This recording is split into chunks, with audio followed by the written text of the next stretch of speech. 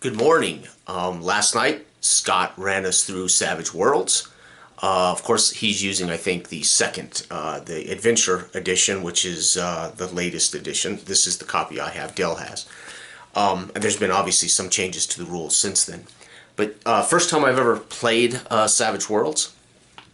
I have run 2 sessions of Savage Worlds locally over the last 10 years. My recollection was fine, but it was clumsy for me. I wasn't very good at it at the time. So, and like all fascinating things in most local groups, everyone wants to play the game, right? And so you find yourself negotiating or trying hard to get people to try something different, right? So I mean, it's a D&D world. It's a D&D 5e world. The rest of us just play in it, right? So anyway, this absolutely 100%. I'm trying to find a spot here that you can see it without light bouncing completely off my glasses, etc. This did not disappoint. This is fantastic, and it's a luxury, and I don't want to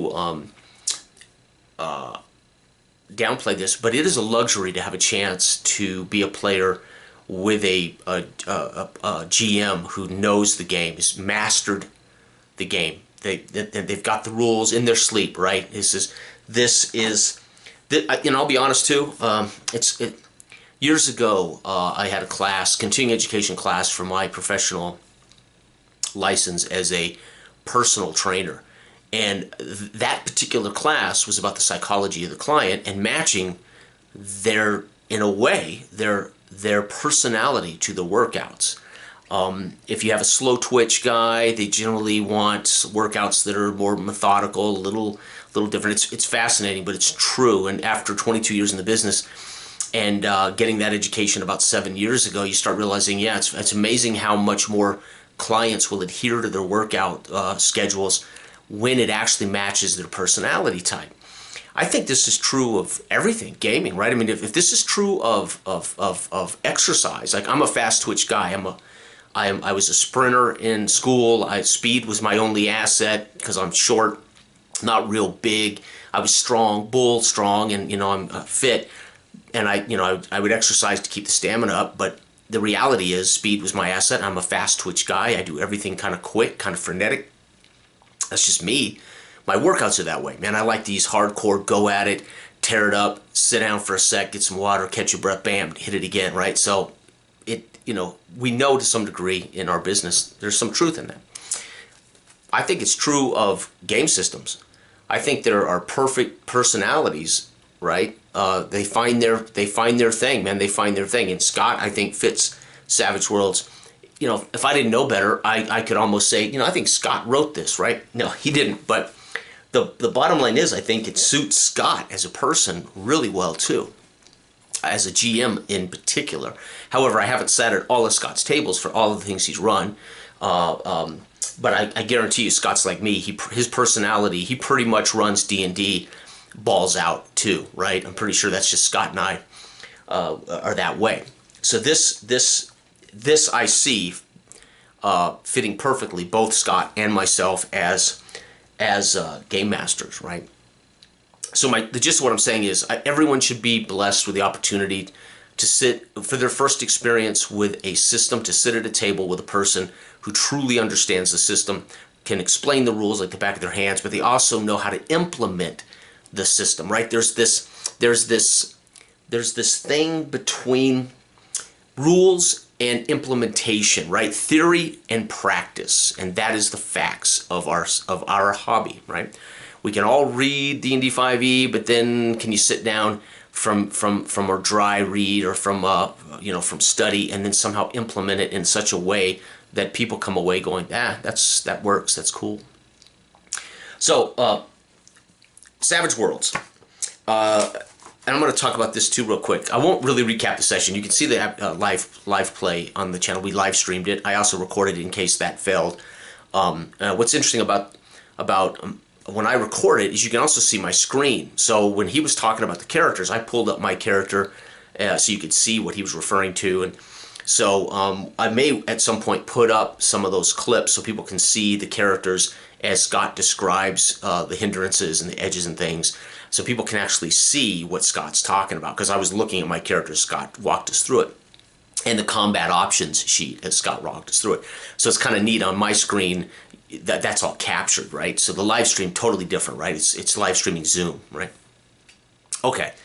So those are, again, I'm getting off the track here, but yeah, I don't mind if this is a long work, because I just want to sit and chat and share. So there's been 3 games that I've really, really enjoyed, 3 systems that I have enjoyed first time out, absolutely are locked in my memory bank as some of the best experiences that I've had with a new system, or a entirely different system than what I'm accustomed to running or accustomed to playing.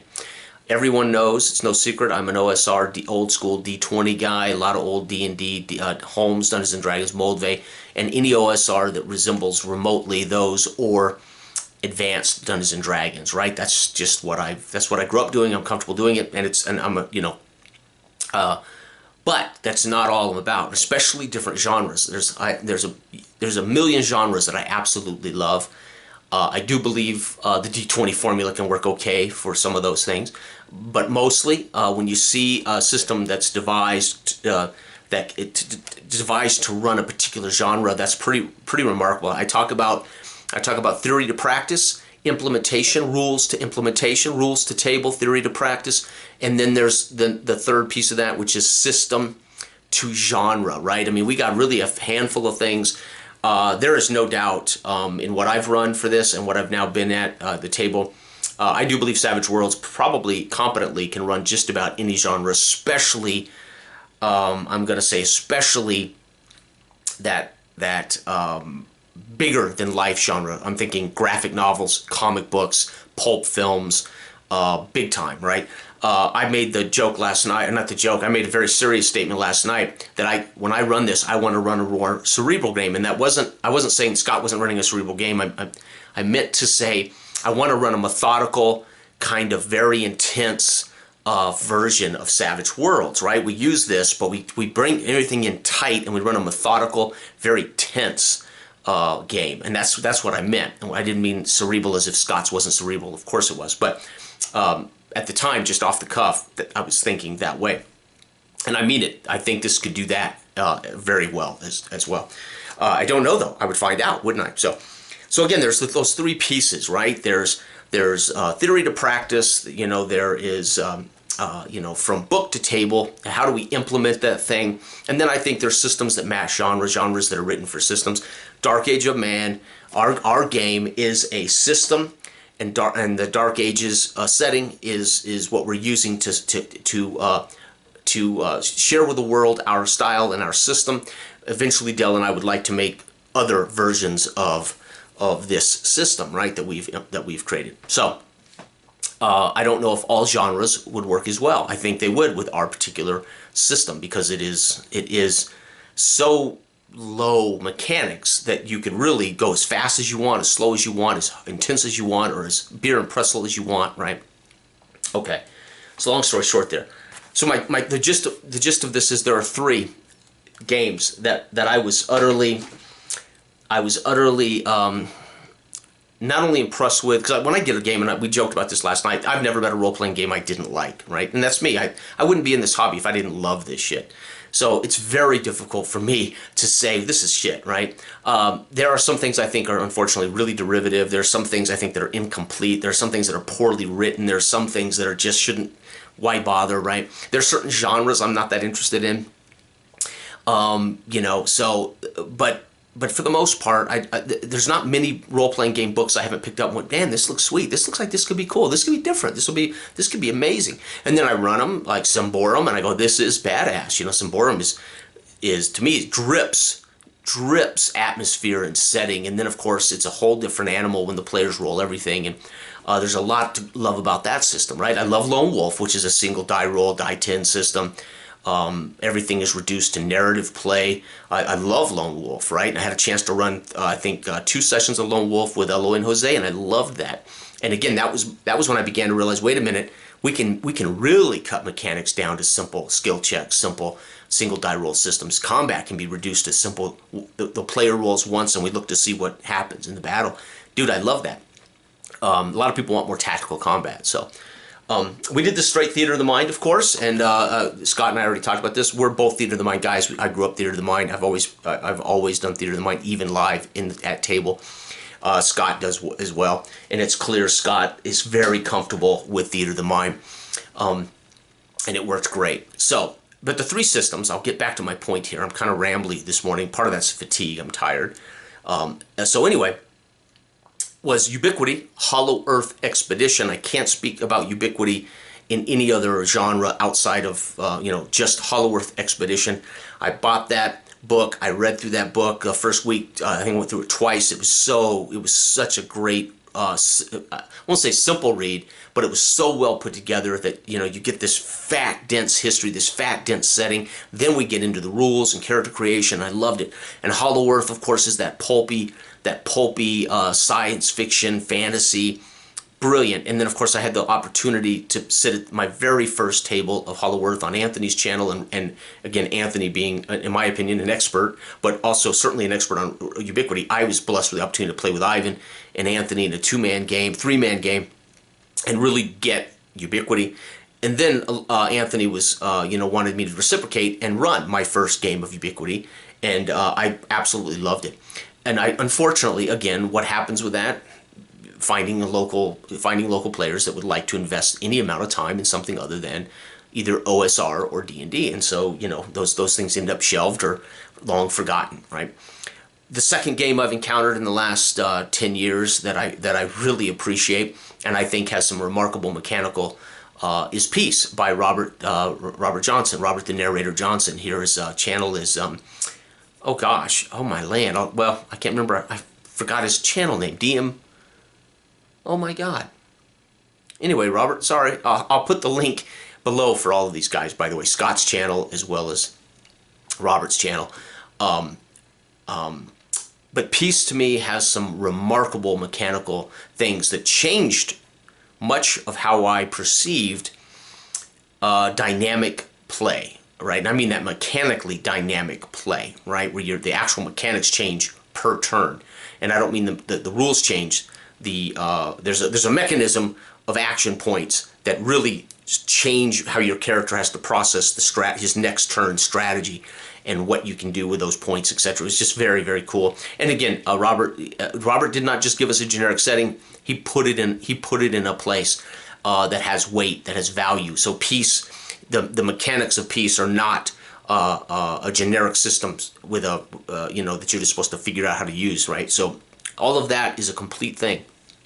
And then, of course, last night, really, Savage Worlds. And this I can see myself running a lot. I could actually, I joked, again, I haven't discussed this with Dale, but I thought about this last week and reading it and thinking about it. And then I joked last night, not joked, but I kind of shared that I was debating, wow, we could even take Dark Age of Man and convert it over to Savage Worlds. We could have a Dark Age of Man setting and ideas converted into the Savage Worlds rule set. Of course, I want to finish our game and publish our setting is part of our introductory rule set. So we are not a generic system, so to speak, right? But that's what makes Savage Worlds so adaptable, right? How many settings, how many genres show up in this brilliant game, right? Okay. So quick recap.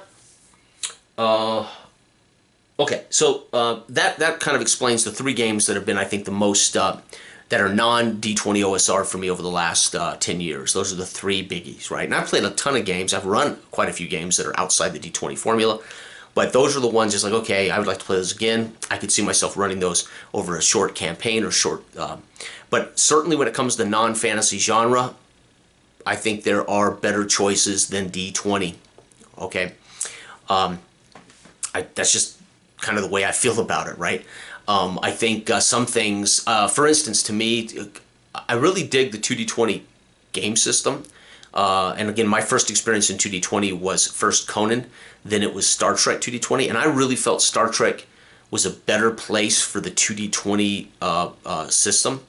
Conan to me is pulp. It's high adventure, fast, violent, gory. You know, dude, I grew up reading the Conan mag, not the Conan comics, the Conan black and white large format mags. I love those. I had stacks of those as a kid. And dude, Conan would wade through these minions and these mooks, and you'd see heads in a frame and headless bodies as his axe would cut through. Boom, bam, bang, you know, this unbelievable stuff. Conan to me was this epic, bam. This, in my opinion, the Conan IP should have been a Savage Worlds IP. The Savage Worlds should have reached out and purchased that Conan IP. No doubt in my mind, this would be the perfect Conan. Absolutely, 100%, hands down, no question, Conan. But again, system matters. System meets genre, system implemented properly at the table. That to me is Conan. If I'm doing fantasy with this, it's Conan. Plain and simple, right? I know Flash Gordon, Sword in Space, right? That's great. Solomon Kane's great example, but there's no doubt if I were to run any kind of level of fantasy in Savage Worlds, dude, it would be straight up Conan. Right? Give me the Conan universe, give me the Conan setting, give me the Conan details, and we're gonna use Savage Worlds engine. Bar none. Bar none. Okay. Okay, so kind of get that out of the way. So, I mean, dude, it was great fun. Number one, I hadn't played with Scott in years. Last time I played with Scott, we were both players in Big Mike's game. You can see that game on Teff's Tavern. Big Mike ran us through a D&D 5e game. It was great fun. It was me, Ivan, oh gosh, I want to say Bill. Was it William? Anyway, no, William I think played with me on the Dungeon Master Johnny 5e game with Ivan and William.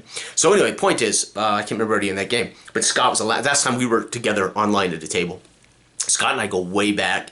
We both, I think, showed up on YouTube 12 or 14 years ago, and kind of the same frame of mind, right? We didn't really care what people thought about, you know, we said our piece and said our opinions, and we were prepared to knuckle up, and we were prepared to take our punches and throw out some punches. And I think we both have, tweaked ourselves a little bit now, right? I like to think I've definitely more experience now. I've definitely recognized there's a lot more to the role-playing hobby than just what I did and what I thought was right. So I've really grown in that sense. I think Scott's always probably been reaching out at other role-playing systems long before I started looking at other role-playing systems.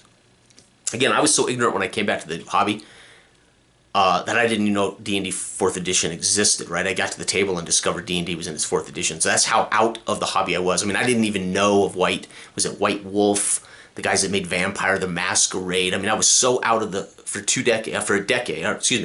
one generation, almost 20 years, 18 years, I was completely away from the hobby. Owned nothing, didn't know anybody who was doing this stuff outside of my old friends, but they weren't playing once we grew up. So, I literally came back and went, well, what is out there, right? And that's when I discovered, oh, there's this Pathfinder game? Cool, this looks interesting, like a D&D knockoff, right? And anyway, so you can imagine how ignorant I was of everything other than old school or AD&D 1, right? Okay, so I've had the most to learn in this last, God, I'm 52 now. I came back at 38 in this last, 15 years, right? I've had a lot to learn. I have needed the experience as a player, and of course buying more game systems, foisting upon Steve and Harold and Robert some of these game systems I purchased by running 1 or 2 sessions for them, so I had a chance to at least try them and run them, but they were never for the long haul in those alternative systems. Okay, so what happened last night? Well, Scott ran us through beautifully. You can see that on the channel. He walks us through the rules we really need to know to get going. He walks us through our characters and what hindrances and all that stuff mean, which is brilliant. You can see that pre-session on the actual play. You can watch that. Scott does a brilliant job of teaching this and running us through what we got to know just to get going. He didn't have to teach us how to role play. Dell, David, and we all are veterans in being characters and getting into the character and following the rules and working the table that way. So he didn't have to worry about us being noob role players. Just understand how Savage Worlds works, and then hopes that we play to its strengths, which is big, larger than life. Go for it. You're a hero, damn it. Act like one, right? Okay. So we at the beginning, and you may see this in the video. I don't know if we did this, but to pick our characters, and one of the rules I didn't rules, but I told Scott, you know, dude, I don't want to know the genre. I don't want to make a character. I want you to, you know, show up that night, provide us with some options of pre-gens, and I want us to find out the genre and the setting. Bam, right there. I really wanted to go into this completely, almost like I walk into a convention and just walk up to a table and say, can I play? And they hand me a character, a pile of characters, say, yeah, have a seat. You know, I kind of wanted that experience. And it was brilliant. So we, even more so did we randomize it. Dell, we rolled to see, you know, what character Dell started with. So Dell rolled a d6. He landed Buck Savage. And this is, basically, this is, I want to say Pinnacle, maybe it's not Pinnacle anymore, but Savage World's version of Doc Savage. And I grew up reading those little Doc Savage novels, those little novelettes. Oh, I loved Doc Savage as a kid. So this is Buck Savage and the Temple of Mist. I am assuming this is a pre-written adventure guide, or maybe a pre-written module guide. Maybe it's a module or it's just a setting system for, I don't know, but it's called Buck Savage and the Temple of Mist, I believe.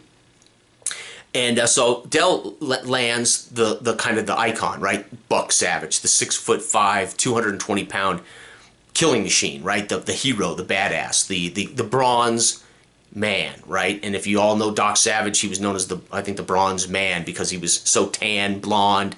You know, he was almost godlike in many ways. He was almost superhuman, right? And then he had an entourage of these remarkable characters, all of them slightly skewed in their talents that made them really like superheroes with a particular skill. At least I saw them that way. And again, I think the books were meant for it to be, in a way. They were all like the Brain. The Brain was so freaking, his IQ is off the charts. He's called the Brain, and right. And I can't remember the other guy. That was more like a gorilla. What was his name? Monk? Was it Monk? I think Monk, right? So anyway, point is, so Dell lands Buck Savage. He lands the guy. He lands the blonde, blue-eyed, 6'5" hero, right? He lands, and then I land, and then I said, David, go ahead and pick who you want out of the other two, and he took Doc Gold. He's the weird science nutty professor with this amazing powers of science and these tools that he can create, in a way, magic or powers, right? But they're represented in weird science. This is Pulp, 1939. Think Doc Savage / Indiana Jones type thing, right? Okay, so there's some supernatural going on here, and it's pulpy, big pulp, brilliant. And I took Danny Dare, and Danny Dare is the journalist, kind of investigator. Not so much an action athlete, right? And we're, in a way, this group of adventurers that kind of follow Buck Savage around on these events. So we're ultimately launched into session, hired by a woman to pursue a missing expedition in South America, rainforest, or Amazon, right? And so we're on a boat.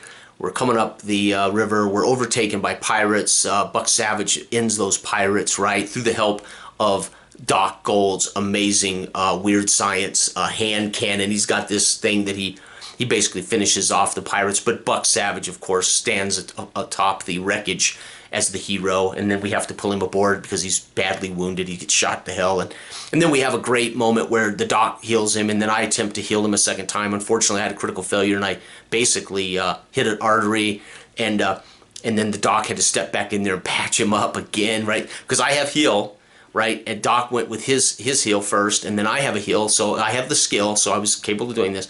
But anyway, unfortunately, I critically failed trying to get that final wound off of Buck. And that was amazing. And then we end up, of course, navigating into the tributary closest to the forest. Meanwhile, our guide Carlos tells us, by the way, these are cannibals. And we're like, great, now you tell us, and well, you're coming with us. So Carlos doesn't want to go, so we have to convince Carlos, you're going to guide us. You're paid to guide us to this village. We stop along at a fresh pond fed by a beautiful fresh stream. It looks idyllic. My character heads for a head dive into the pool to get, to drench himself. We're all almost, one of us is actually affected by exhaustion. The rest of us managed to do okay, but Carlos is actually affected by this heat and this exhaustion, so we have to kind of drag him along. Buck drags him along. Anyway, this Buck is fortunately last second spots that this is dangerously brackish water. It's vile, and he pulls me out just before I ingest this brackish, poisoned water. And meanwhile, we notice tracks and shells as Buck attacks what he thinks is a live crocodile in this brackish water. Turns out it's a dead crocodile that's just recently been dispatched by what he perceives when he investigates these shells that the doc found, that they are ammunition from only a German-made weaponry, right? So we instantly know the Germans are here, the Reich is here, right? What is the Reich doing in our neck of the woods in 1939, right? So now I'm interested. You know, Danny now is the journalist, and again, one of my hindrances is curiosity. So Danny's like, "What are they doing here?" And I don't like Nazis, dude. This ain't cool, right? Are they why the expedition went missing, or are these cannibals? I mean, I've got two choices of why these are the expedition we're looking for went missing, right? Meanwhile, Doc doesn't like it a whole lot, and of course, Buck is always looking to kick somebody's ass. So we're up the trail, we're on, and I'm breaking out my camera at this point. I'm trying to document Buck Savage's killing of the alligator, right? So recognize that I'm a journalist who kind of goes around the world who do these adventures, but I can imagine I also come back and write for an adventure magazine, and I probably write these, well, it says in the character description, I write these kind of these larger-than-life adventure stories, and I'm assuming Buck Savage is the key guy in that. Kind of like Doc Watson to Sherlock Holmes, right? Holmes would solve the mystery. Watson would then sit down and pen these journals and then get them published to tell the tale of Sherlock Holmes' genius. I'm assuming I'm that guy. So I'm taking pictures of Buck at the water hole with a dead alligator, and I'm taking pictures of him looking at the Nazi, cartridge. And so now I'm beginning to put together the photographs that's gonna back up my stories that I'm going to write about when we get home, right? And so I'm curious. I sneak up along the rivers as we hear drums going and we hear Nazis talking. And so my character can recognize German, and I know those are Nazis. So I sneak ahead of them to investigate, because I want to get pictures. I want to capture what's going on. I want to see if these Nazis are collaborating with the cannibals, etc., etc., etc. I end up slipping down in a crocodile slide, and Buck Savage sees me vanish. He thinks that's our cue. Buck takes off, lets go of Carlos. Carlos runs off in fear off into the jungle, while Doc kind of very cautiously follows behind. So Buck impulsively chases where I vanish down, and he slides down on his feet. And we see these Germans held captive by these warriors. We see the queen of these warriors. I'm able to snap a picture of her killing one of these Nazi soldiers and throwing him into a pit of crocodiles. And we have this Buck Savage guns down. I mean, by the Nazis and the warriors are killing each other, Buck Savage is finishing off the SS. I'm speaking in Portuguese to the Queen. We're friends, kill the Nazis, and she appears to turn into a giant crocodile and vanish into the water. All of us wondering, did what we see really happen? Did she actually transform into a giant croc? And that's it, right? Ultimately, a fade to black, episode over, right? We survive the Nazis. We meet the queen of this village, and we survive it, most of us unscathed. And that's the gist of that session. It took us, I think, about an hour and a half, not counting the hour, maybe 2 hours, and half an hour of that was going through the rules, getting our characters, understanding the hindrances and edges, and all those things. For those of you who've played Savage Worlds, you know exactly what I'm talking about. Many of you may love it, may hate it. I don't know why you could hate this at all unless you played with people who just flat out suck at it or don't get it. I can see why there would be people who say it's, maybe it's too mechanically cumbersome. I don't see that. I didn't feel that at all last night. I think the mechanics supported. There were moments in the game, and we're playing pulp, and we're playing Doc Savage-esque pulp adventure set in a supernatural kind of setting, right? But what's amazing is at no point was I thinking Indiana Jones. At no point was I thinking TV or movies. I was thinking graphic novels, man. I could not get, every time Scott would describe something, or every time Dell would describe how he kills the thing, or every time I saw an image, or my character would stand up and say something, or, dude, I saw all of those as comic book panels, larger than life panels. In my head, man, I was in a comic book. I was in this amazing graphic novel, full color, right? you know, when Scott and Dell describe how at the end his character with that Tommy gun puts 30 rounds into that SS lieutenant, SS commander, and Dell describes it, I'm seeing like a frame in a comic book in my head of total blood, and just a piece of like the SS's hat, you know, in frame, and maybe his skull emblem, the skull and crossbones of the SS being busted into pieces, as David describes. You know, it blows that cross that they wear all to hell. And I'm seeing one comic book panel of this bright red, just nothing. I mean, he hits him with everything. There can't be anything but blood, right, in the frame. And then maybe his hat, you know, with bullet holes in it. And I'm thinking, dude, this is so graphic novel. I mean, it's a little more intense for comic book. I mean, this is like graphic novel stuff. Beautiful, beautiful. And I'm thinking, Ubiquity Hollow Earth Expedition, I really felt more like it was Indiana Jones, like a movie. When I ran it, and when Anthony ran it, I felt like it was like I was watching those old black and white kind of movies, or Indiana Jones-esque. Dude, this felt so much like the graphic novel that goes in my head with so much. That's why I say Conan. I mean, it's just perfect. And so it was great, right? In character. So this game has role-playing. So games like Ubiquity, I think now even Dungeons & Dragons has added it with backgrounds and personality traits, right? They've attempted to add reasons for your player to try to adhere to a personality, be a character, right? So they've now added actual things, trappings that say role play something. Think of being something other than yourself, role play. No one's ever had to tell me to do that in all my life as a gamer, even the rare times I had a chance to play. Dude, I'm a character. I stay in character. That's what I want to do. I don't want to play me at the table. I want to play this guy at the table, right? This elf at the table, this dwarf at the table, this mechanic at the table, this pilot at the table.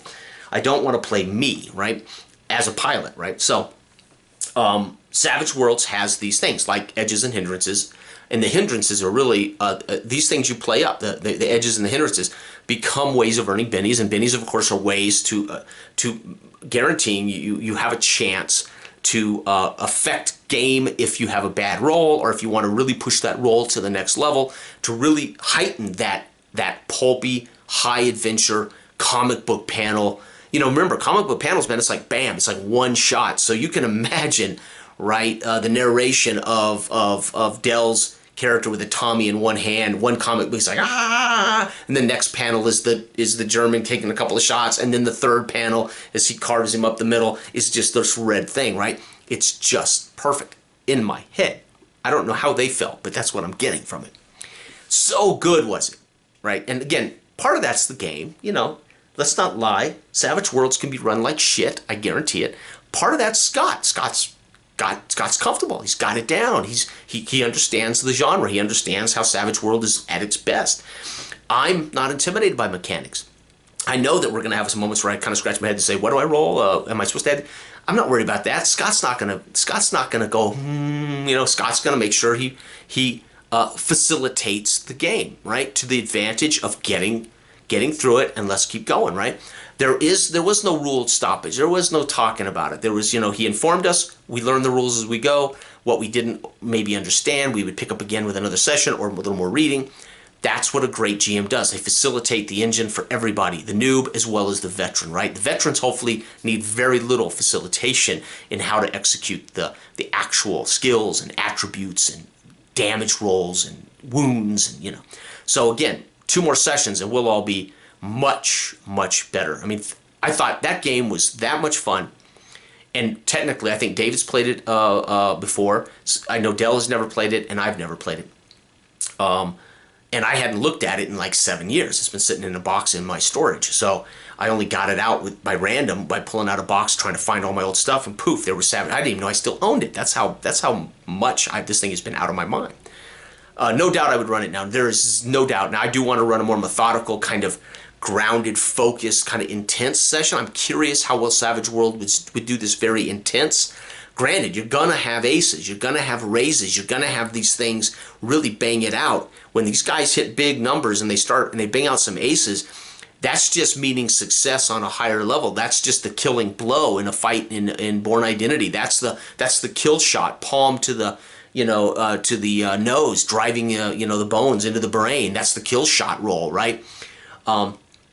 That's brilliant, right? We don't have to be playing pulpy larger than life. It can be those kind of intense melee fight scenes in a train, or these intense melee fight scenes, you know, in Bourne Identity and the Bourne trilogy, right? So that those raises can effectively just be how I'm thinking about the bus fight scene in Nobody, right? John Wick, right? To me, those are more methodical, very strict, very intense shit in a small space. It's pretty amazing. The cinema work in those are amazing. You could do that with Savage Worlds, I believe, too. And I know you can, right? Now I want to run a game in which I ask players to be in this kind of mindset. I'm not certain, like Blade Runner.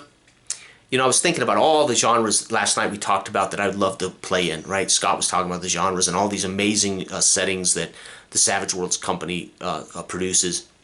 And I'm going, dude, every one of those sound like freaking fun. One off and all of those would be awesome as hell, right? But you know, I stayed up briefly last night to make sure the recording finished rendering, and I was a little jazzed up, so I wanted to kind of decompress before I went to bed. And at the same time, I'm thinking, man, what other genres could Savage Worlds do well? And I kind of went over my head Blade Runner, and I thought, you know, I don't know. Blade Runner to me is, you know, Blade Runner wouldn't, I think, be ideal for Savage Worlds, because there's just none of that. There's none of that. The actual lead characters in something like Blade Runner aren't so much the hero. I mean, they're really not the ones that are gonna kick the shit out of somebody. They're really, I mean, they're hunting replicants who kick the shit out of you, right? I mean, you gotta dispatch these guys pretty quick, or you're gonna be mincemeat. So I thought, man, Blade Runner might not be ideal for this kind of system, right? When does Deckard in the original Blade Runner have that raise moment? Right? Maybe the shot where he kills her with a one shot in the back through the glass. But I thought, you know, she could have stayed and kicked. She could have strangled him out. She could have kicked his ass. She decided to run away. It's almost like, you know, Harrison Ford was a master at playing these guys that, in a way, stumble through success, right? I mean, that's what I love about Harrison Ford as an actor. He fails forward, right? It's a perfect example of failing forward, so to speak. He gets the job done, but he's never the elite kind of, you know, he's elite, but in a very human way, right? He's very, very, very vulnerable way, right? Like Die Hard. See, I think this could do Die Hard, although, again, what made the original Die Hard so good is our lead hero is very vulnerable. I mean, he's so vulnerable he has no shoes, right? And he's outnumbered, and he's alone, and he's trapped, and his wife is among the hostages. So there's all of these amazing things that are restricting, in a way, his ability to be a straight-up hero, right? And that's what makes it so good, right? Because he's very much... Think about this, man. That's a role-playing setting where they set you up with hindrances, you know, no shoes, no weapon, no way to communicate, trapped on a floor above a party, right, that's got a generator for power. Below him, your wife a hostage. Think about setting up a role-playing setting like that. You got 7 things against you. These are all hindrances. Beat the terrorists. I mean, that's crazy, right? Who would make a role-playing game where you start out with like 5 things wrong, and I mean actual hindrances, so the player has to think, dude, I can't just assault them. They might kill my wife. They might discover my wife's there. I don't even know if my wife's alive as it is, right? And then they got to find their way through this building of empty spaces. I mean, Die Hard is a masterpiece, right? And Savage Worlds, I think, could do that very well, right? I think this would be a great one-on-one game, and I never did one-on-one until, I don't know, 5 or 7 years ago, 8 years ago. I did some one-on-one with Steve. I did some one-on-one with Robert 12 years ago, and of course, in the last few years, a lot of one-on-one with Dell, because we wanted to play, and if we can't get anybody else, let's play. And this, I think, is a brilliant one-on-one game, right? Because again, you can make a larger-than-life character, and you can use mooks and minions as your character's a wild card. The hero's a wild card, and you can have a lot of non-wild card enemies, right? Mooks, minions, etc. So great. I can tell you, it was better than I expected. I mean, I don't know why, but I thought, man, it'll be interesting to see if this plays as cumbersome as it looks like it could be, with lots of aces and lots of rolls for damage, and I don't know why, but when you read something, you don't know how it's going to actually implement once you hit the table. and it was actually a better experience than I anticipated, and not because I didn't think Scott would kill it. You just don't know until you experience it. So anyway, in a long story short, thank you, Scott, thank you, David, and thank you, Dell, for spending a Thursday night to do this. And Scott, thank you, man, beyond.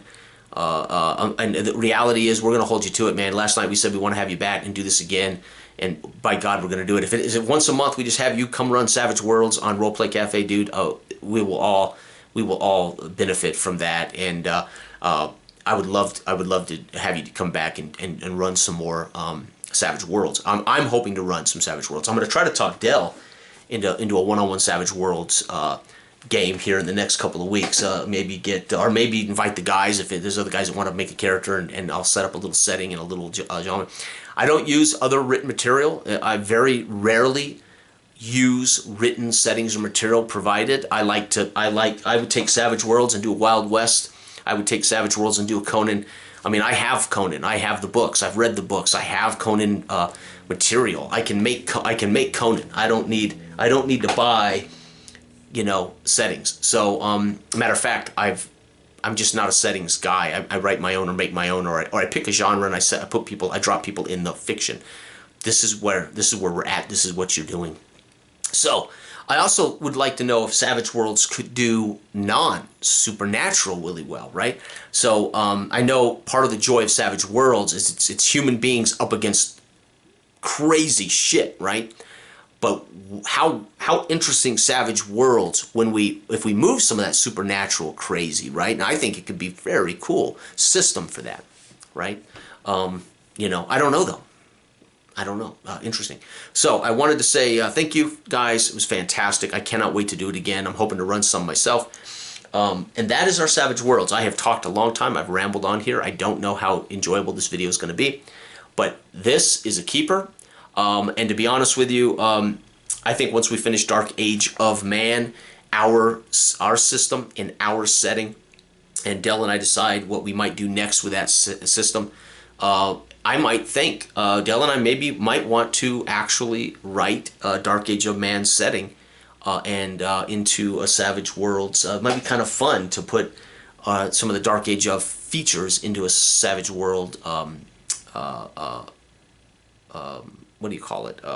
Settings book or something. I don't know. I don't know how much I don't know if actually Dark Age of Man setting, would be that great without our style of rules, right? Without our system. So, I don't know if there's that much about it that would be cool to somebody. So, especially since our supernatural stuff, it's low fantasy with some epic enemies and monsters. Things can show up on you, but you're just a human being trying to survive in the Dark Ages, right?